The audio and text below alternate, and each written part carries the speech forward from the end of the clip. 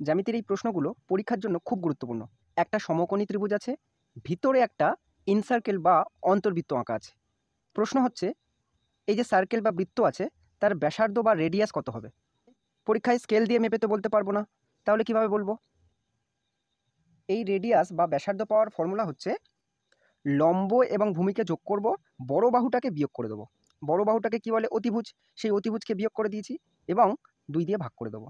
তাহলে 3 4 7, 7 বিয়োগ 5, 7 থেকে 5 বাদ দিলে কত? 2, 2কে 2 দিয়ে ভাগ করলে কত? 1। তাহলে 1 ইউনিট বা এখানে সেন্টিমিটার আমি ধরেছি, এই ব্যাসার্ধের মান হচ্ছে 1 সেন্টিমিটার। যদিও এটা সেন্টিমিটারে আঁকা নেই, আমি জাস্ট ধরে নিয়েছি এই ইউনিটটা সেন্টিমিটারে আছে।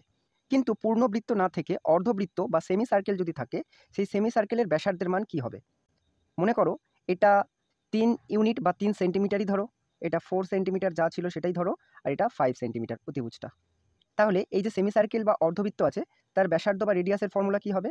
এই যে লম্ব ভূমি আছে 3 আর 4, সেটাকে গুণ করে দেবো, আর নিচে 3 আর 4কে যোগ করে দেবো। মানে এটা গুণ করব, নিচে এটা আবার কি করব? যোগ করে দেবো। তাহলে 3 4 12 বাই 3 4 7। এটা যদি পয়েন্টে আনো তাহলে প্রায় 1.71 সেন্টিমিটারের মতো হবে। জ্যামিতির এই প্রশ্নগুলো পরীক্ষার জন্য খুব গুরুত্বপূর্ণ, তাই ফর্মুলাগুলো মনে রেখো। আর ভিডিওটা ভালো লাগলে অবশ্যই লাইক এবং কমেন্ট করে দিও। ধন্যবাদ।